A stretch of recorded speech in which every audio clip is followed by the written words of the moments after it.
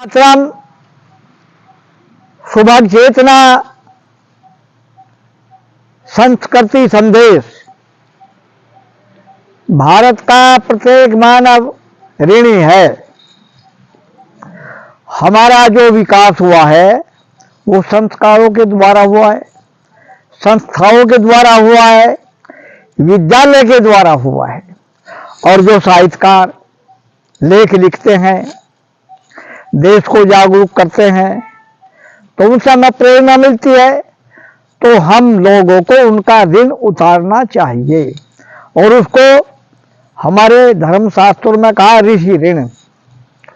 हमारे ऋषियों ने विज्ञान के आधार पर शिक्षा का, विद्या का प्रचार प्रसार किया और प्रचार प्रसार उन्होंने गुरुकुल के माध्यम से किया और जनता में उन्होंने जाकर के अपनी वाणी का प्रसारण किया। और उसमें कितना विज्ञान निहित है। बच्चों को संस्कार दो, विद्यालय बनाओ, पाठशाला बनाओ और यज्ञ हवन प्रवचन से देश को महान बनाओ। अब हमारे ऋषि मुनि भ्रमण करते रहे और उन्होंने संस्कृति की अलख जगाई। पैदल चले, देश में भ्रमण करते चले गए और प्रत्येक मानव के साथ मिलते हैं।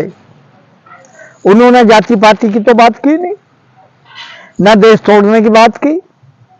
उन्होंने तो एक ऐसी व्यवस्था उत्पन्न की, वसुधैव कुटुंबकम।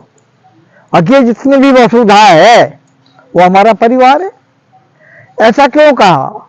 ऋषि मुनियों ने इसलिए कहा सबके हृदय में परमात्मा की ज्योति विद्यमान है। गीता में भगवान कृष्ण वर्णन करते हैं, ईश्वर सर्वभूतानां हृदय देशे तिष्ठति, भ्रामायण सर्वभूतानि यंत्र रूढ़ानि माया। परमात्मा प्रत्येक मानव के हृदय में विद्यमान है। वेद भी इसका प्रमाण है। और जो हमारे महाकवि साहित्यकार हैं उनमें भी एक ऐसी चेतना उत्पन्न हुई। उन्होंने भी हृदय में परमात्मा का वर्णन किया। हृदय में जब परमात्मा विद्यमान है तो ये निर्णय होता कि सबके हृदय में परमात्मा है, आत्मा है।